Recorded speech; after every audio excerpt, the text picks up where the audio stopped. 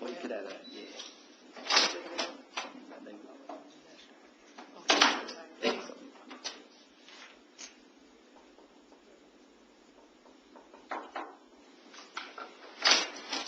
Please, all right.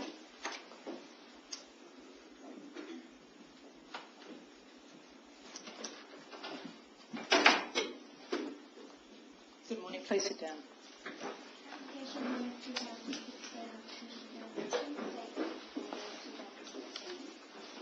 Good morning. This is the unanimous decision of the Commission in Court session. We thank those who've made submissions for the thought and the work they've devoted to that task, and we've taken account of those submissions. In making its decision in the state wage order, the Commission is required to consider a broad range of economic and social issues. Those issues are often in conflict, and it is necessary for them all to be considered and given appropriate weight. None of the measures takes precedence.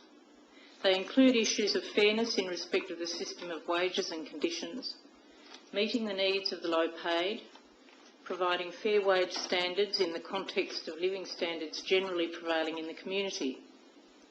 They also include the need to contribute to improved living standards for employees and protecting employees who are unable to reach industrial agreements.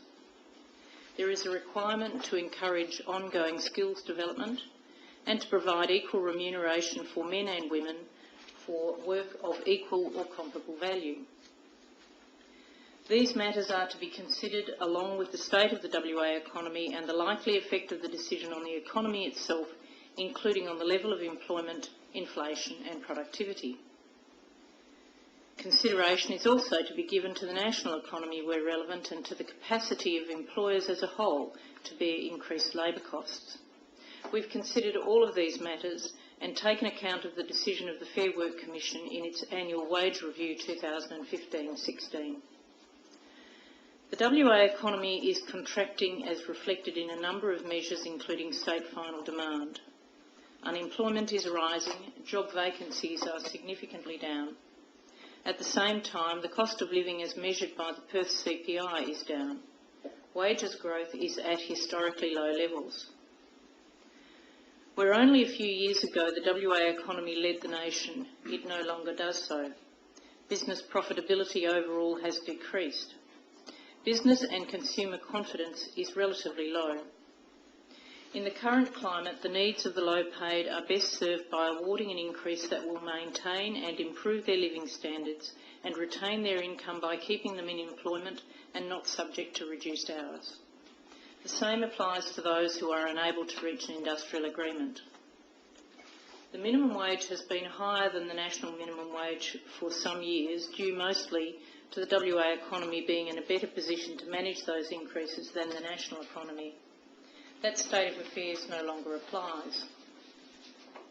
The economic indicators are that employers may take steps to reduce their labour costs, and accordingly this will further affect employment and wages growth.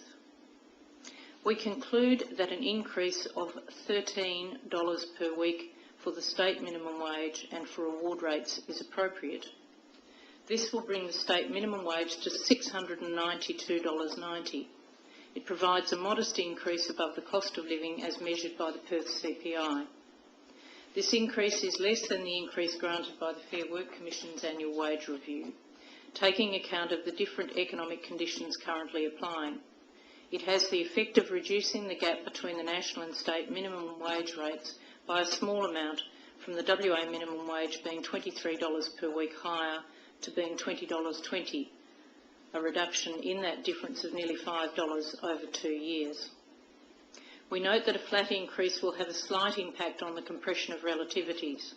We granted a percentage increase last year. Only one case has been brought to us for relief of the compression of relativities. The size of the increase is likely to reduce the effect on labour costs that a percentage increase would otherwise impose on employers, at the same time focusing on the needs of the low paid. The increase is able to be absorbed into any over-award payment such as that it will apply only to employees who are paid the award rate. Any wage paid above the award rate is able to be used to offset the increase. Appropriate percentage increases are to be applied to junior rates. Based on the material before us, we consider that the increase in the minimum wage and award wages we have determined are sustainable in the current economic climate and meet the social considerations of fairness required by the statutory declaration. The statutory direction. A minute of proposed general order now issues. The Commission should be advised by 4 p.m. this coming Monday, the 13th of June 2016, whether or not a speaking to the minutes is requested. If a speaking to the minutes is requested, it will be dealt with on the papers, and written submissions should be received by 4 p.m. on Tuesday the 14th of June. Thank you. We'll adjourn.